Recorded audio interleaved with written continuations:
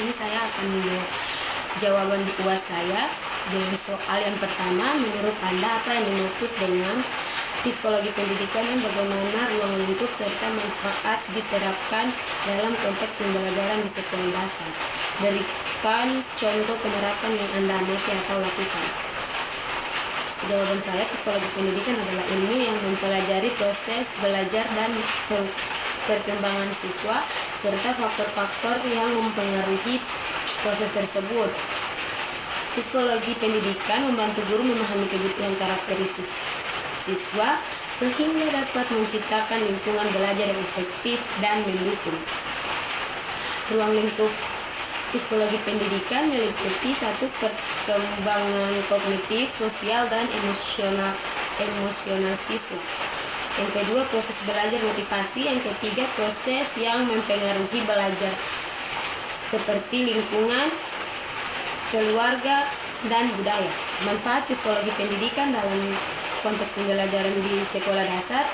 1. Membantu guru memahami kebutuhan karakteristik siswa, meningkatkan efektivitas pembelajaran, mengembangkan strategi pembelajaran yang sesuai dengan kebutuhan siswa. Contoh penerapan psikologi pendidikan menggunakan teori perkembangan kognitif Piaget untuk merancang aktivitas pembelajaran yang sesuai dengan tahap perkembangan siswa. Menggunakan strategi motivasi untuk meningkatkan minat belajar siswa dan menggunakan program pembelajaran yang berbasis kebutuhan dan karakteristik siswa. Soal yang kedua, jelaskan perbedaan utama antara teori perkembangan kognitif Piaget dan Vygotsky. Bagaimana implikasi dari kedua teori tersebut terhadap strategi mengajar yang sesuai dengan perkembangan siswa SD. Perbedaan utama antara teori perkembangan kognitif Piaget dan Vygotsky adalah Piaget fokus pada perkembangan kognitif individu melalui proses asimilasi dan akomodasi dengan penekanan pada pengalaman langsung dan konstruksi pengetahuan oleh siswa sendiri.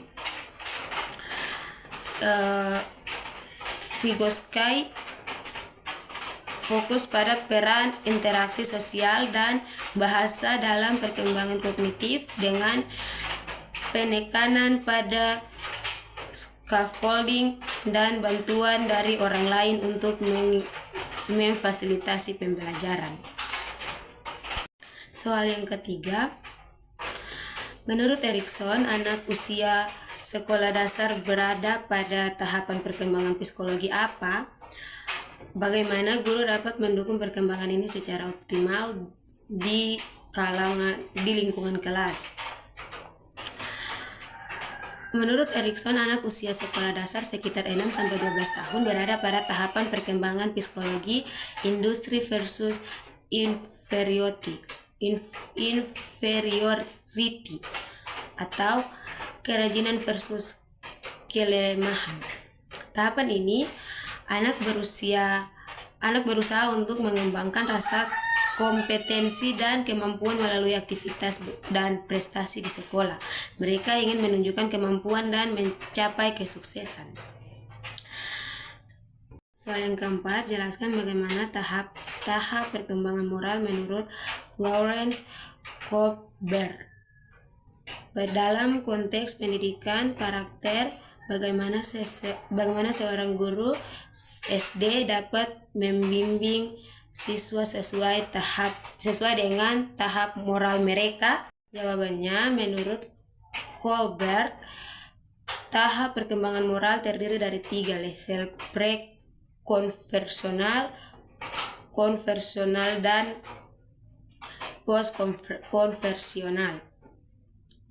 Guru SD dapat membimbing siswa dengan menggunakan diskusi moral, contoh nyata, mendorong refleksi, dan menggunakan empati untuk membantu siswa untuk mengerjakan kemampuan moral yang lebih tinggi. Jawabannya, disleksia dan diskalkulia adalah kesempatan belajar yang umum dialami siswa, yaitu kesulitan membaca dan menulis, serta kesulitan memahami konsep matematika atau diskalkulia. Guru dapat mengidentifikasi masalah tersebut melalui observasi, wawancara, dan asesmen dasar. Dampak kesulitan prestasi siswa dan motivasi belajar dengan identifikasi dini dan intervensi yang tepat, guru dapat membantu siswa mengatasi kesulitan belajar. Mungkin itu saja dari saya. Sekian dan terima kasih.